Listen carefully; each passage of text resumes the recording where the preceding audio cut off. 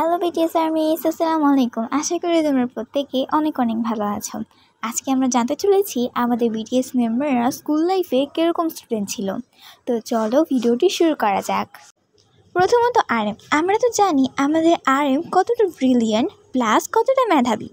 সুতরাং আমাদের RMO maybe school লাইফে অনেক ভালো একজন স্টুডেন্ট ছিল, এটা আমার ওপিনিয়ন ছিল। এখন এই আর্টিকেলটা দেখার পরে দেখলাম যে হ্যাঁ, আমাদের বিটিএস মেম্বার আরএম অনেক ব্রিলিয়েন্ট একজন স্টুডেন্ট ছিল স্কুল লাইফে।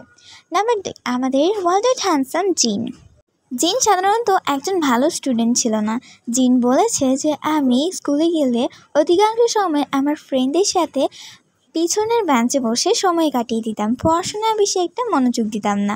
তাহলে বোঝা যায় আমাদের জিন একজন ব্যাক বেঞ্চার ছিল। তারপর হচ্ছে আমাদের প্রিয় সুগা। সুগা বলেছে যে সেও পড়াশোনায় তেমন একটা মনোযোগী ছিল না। সে সারাক্ষণ তার পার্ট টাইম জব এবং গানের লিরিক্স বানানো নিয়েই পড়ে থাকতো এবং সেই উপরই মনোযোগ বেশি দিত। জেহো বলেছে সে একজন পপুলার মেম্বার ছিল তার পুরো স্কুলের মধ্যে, আর সেও পড়াশোনায় মোটামুটি ভালো ছিল, তেমন একটা ভালো ছিল না আর্মের মতন। তারপরে হচ্ছে আমাদের ছোট জিমিনা সাধারণত স্কুলের অ্যাসাইনমেন্ট থেকে শুরু করে সব কিছুতেই ভালোই করতো এবং ভালো স্টুডেন্টও ছিল। প্লাস সে সবসময় চেষ্টা করতো ভালো একজন স্টুডেন্ট হওয়ার এবং সে তার শেষটুকু দিয়ে চেষ্টা করতো, ঠিক আমার মতন।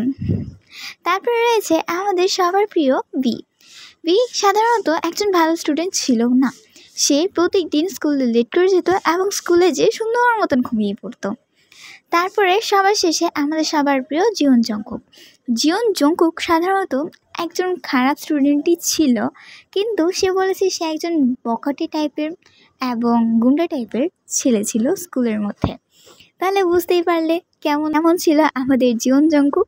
আচ্ছা, এই ছিল আজকের ভিডিও। তোমাদের যদি আজকের ভিডিওটি ভালো লেগে থাকে অবশ্যই আমার চ্যানেলটি সাবস্ক্রাইব করে আমার পাশেই থেকো। ওকে আর্মিস, আল্লাহ হাফেজ, সি ইউ অ্যাগেন।